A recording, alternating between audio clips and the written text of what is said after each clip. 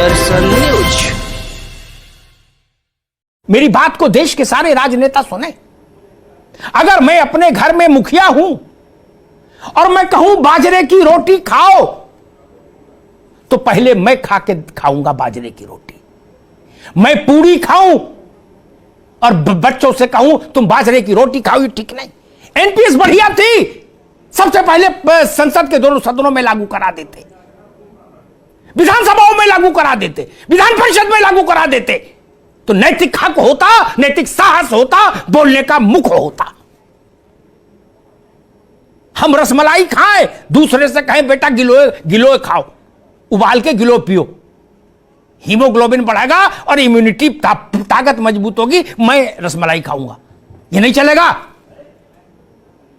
इसमें क्या बुराई थी?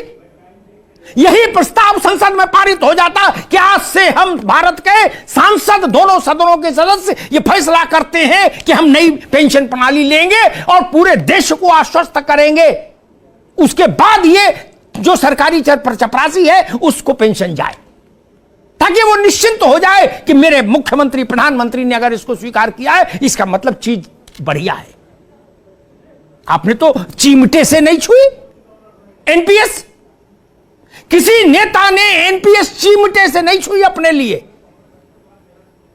बाबू के लिए, चपरासी के लिए कह दी, बोले एनपीएस ले लो, बहुत अच्छी है, तुम जानते नहीं, अभी तुम्हें अकल नहीं अर्थशास्त्र का, अभी संजय जी भी नहीं आ पाएंगे, ठीक, आप ले लो ना, जजेस को दे दो, हाई कोर्ट सुप्रीम कोर्ट में लागू कर देते।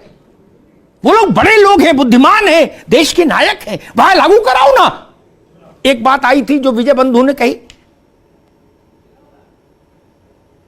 नहीं, 2013 में जो चिट्ठी लिखी थी योगी जी ने सांसद के तौर पर, उसमें पेंशन के स्वरूप की बात नहीं थी।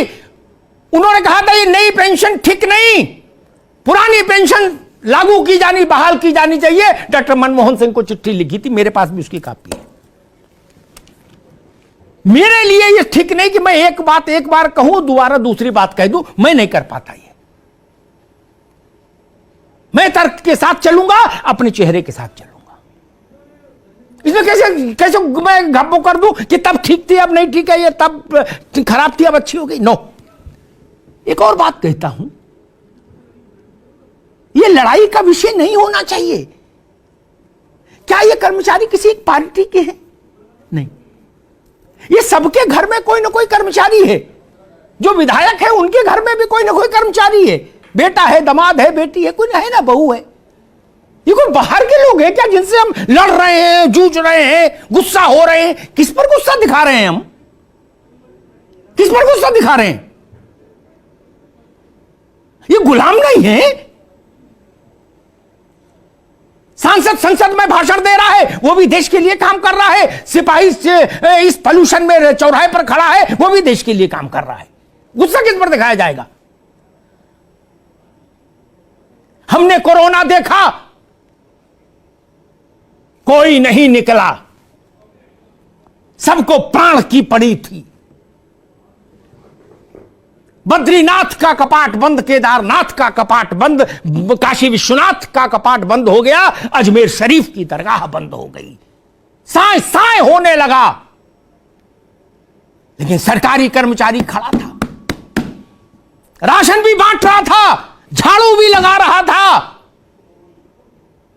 कोरोना के अस्पताल में ड्यूटी भी दे रहा था, मर भी गया। कौन आया था? माइकल लाल, जो देश के लिए बड़ी बड़ी बातें सब लोग कर रहे हो, कौन आया था? एयरपोर्ट से कोरोना आया, सबको पता था, फिर एयरपोर्ट बंद हो गया, जहाज ही नहीं उड़ा कोई, फिर भी वहां सीआईएसएफ के जवान खड़े रहे। वो जानते थे कि ये मृत्यु का सीधा स्थान है, साक्षात, फिर भी खड़े थे वहां। कौन माइकल लाल खड़ा था जाके वहां? कौन खड़ा था? एक भी आदमी नहीं गया, डर के मारे। मेरे सारे डॉक्टर मित्र हैं, संजय भाई भी जानते इस बात को, लेकिन फिर भी मैं कहूंगा, निजी चिकित्सक ताला बंद करके अंतर ध्यान हो गए, टेलीफोन भी बंद कर लिया, सिम निकाल के फेंक दिया। झूठ कह रहा हूं क्या? सरकारी डॉक्टर था, 15-15 दिन की ड्यूटी करते थे, फिर कोरोना हो जाता था, फिर क्वारंटीन रहते थे, फिर आके ठीक होके फिर लग जाते थे। हमने देखा मित्र, हम कैसे भूल जाएं उनको, कैसे भूल जाएं उनको। इस देश को बीसीजी का टीका लगा, किसने लगाया, किसने लगाया? सरकार की तमाम योजनाएं, परियोजनाएं जमीन पर कौन उतार रहा है? ये हमारे यही लोग उतार रहे, सरकारी लोग। ये ठीक नहीं। और ये तर्क संजय भाई ने एक मेरे उस पर सवाल उठाया था, मैं उस बात को भी एक बार फिर स्पष्ट करूंगा। मैंने 89 से 88 से लोकसभा राज्यसभा संसद कवर करना शुरू किया, ठीक, 20, 22, 25 साल की कवर, ठीक। जब तक मैंने कवर की संजय भाई, तब तक वहां सेंट्रल हॉल में, ठीक, इतना सस्ता सामान आता था खाने का और इतना दिव्य सांसदों के लिए कि जिसकी कोई सीमा नहीं थी, ठीक ठीक। दूसरा, हम भी चले जाते सांसदों से मिलने, मंत्रियों से मिलने, कोई खबर लेने, तो वो कहते थे बैठो पहले ये खाओ मालपुआ, क्या 58-54 में आ रहा है। काउंटर था घी का, दूध का, असम चाय बोर्ड का काउंटर था, कौड़े के दाम ले जाओ। मैंने देखा मालिक, मैं कोई बात गूगल की तो कहते ही नहीं कि मेरी बात कोई काट दे और काट के चला जाए, ना जी ना, गूगल की तो बात ही नहीं की आज तक मैंने। अब बंद कर दिया, बड़ा अच्छा किया। ये राजतंत्र है क्या? ये राजतंत्र है क्या कि पूरा पूरा मुर्गा 10-10 रुपए में खा रहे हो? अब वो भी ऐसा मुर्गा जिसमें चिरौंजी भरी अंदर है, ये नहीं चलेगा। गरीब को खाने को नहीं मिल रहा बतुआ, आप मुर्गा खा रहे थे, चिरौंजी बादाम भर भर के सब लोग। अच्छी बात है, बंद हो गया, हो जाना चाहिए।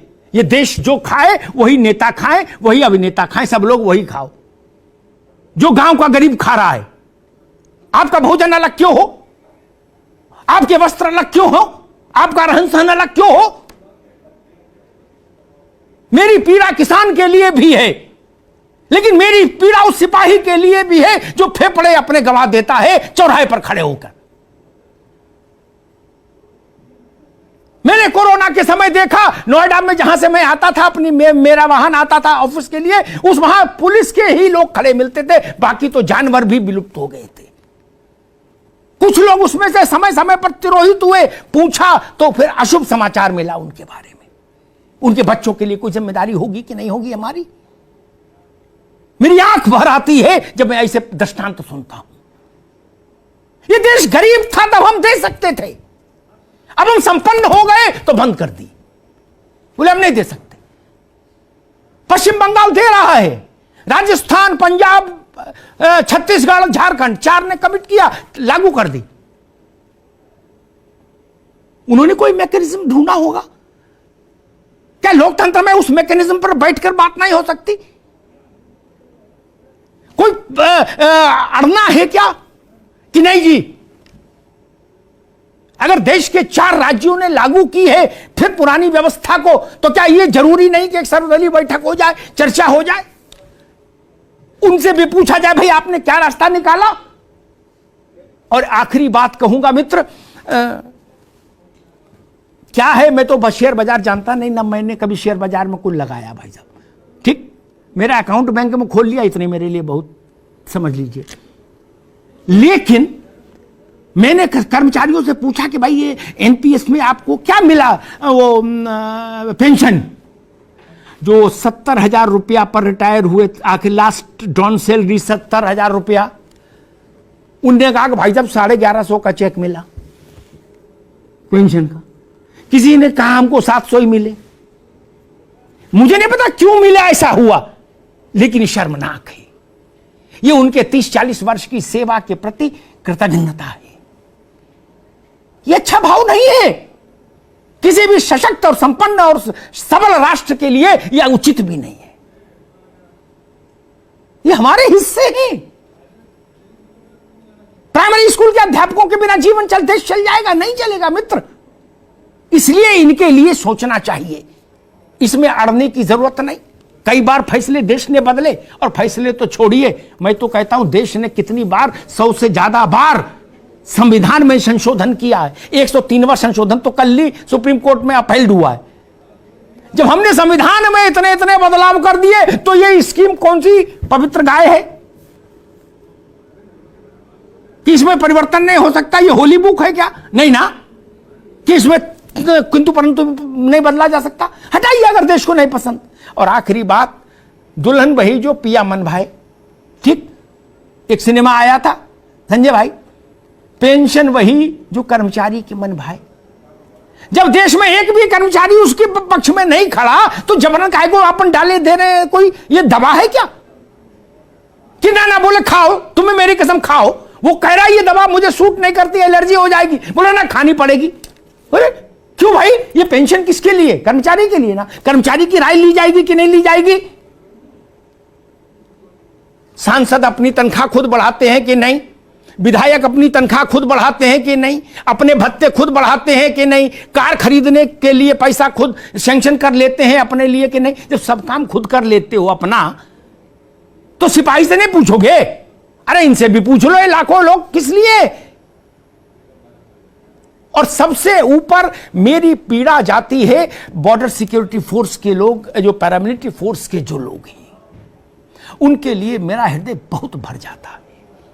वो किन परिस्थितियों में मां भारती के लिए जीवन दांव पर लगाकर संघर्ष करते हैं। ये देश कृतज्ञ होना चाहिए, सरकारों को कृतज्ञ होना चाहिए, सिंहासन को कृतज्ञ होना चाहिए उनके लिए।